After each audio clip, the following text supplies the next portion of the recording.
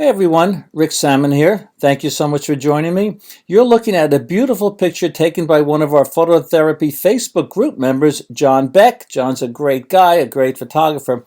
So he posts this picture and I say to him, John, this is a great shot, but it has a little bit of noise in the background. So he asked, how can I reduce the noise? So I'm going to show you one way how to do that. But first, I don't know if the background's really adding a lot to this picture. So I think by cropping the picture, cropping is very subjective. I might take off a little from the top and a little bit of the bottom. However, and this is a big however, this is framed perfectly for the cover of a birding or a wildlife magazine. So I think it's a good idea to try to reduce the noise in this picture. So what I'm going to do is this. I'm going to go to, and again, this is just one way. I'm going to filter, convert for smart filters. Now, when you do that, nothing really happens over here in your layers panel except you see this little icon. What we're going to do next is we're going to go to filter, camera raw filter, which is basically like working in Lightroom. Again, this is just one way to do it. I'm going to click on this icon here, and I'm going to reduce the luminance noise. I'm going to reduce the color noise.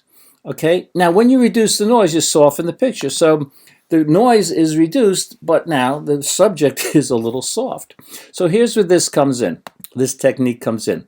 We're going to click on Smart Filters. You have to click on this. This is like using an adjustment layer and a layer mask in Photoshop. After you do that, black's the foreground color.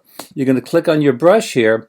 And now what you're going to do is you're going to mask out that noise reduction on the subject. And you can see over here now, if you're doing a good job, if you're doing a bad job, and where you're doing this. Now, the way to make this look real is, as you move from the inside to the outside of the subject, you want to reduce the opacity and reduce the size of your brush. I'm doing this kind of quickly just so you can see, and it's not a long video.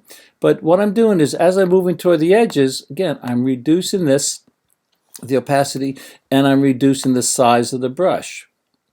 So over here you can see if you're doing a good job or a bad job, and you can actually see where you're doing it. So again, this is just one way of reducing the noise in an image. And again, John Beck, a great job on this photo.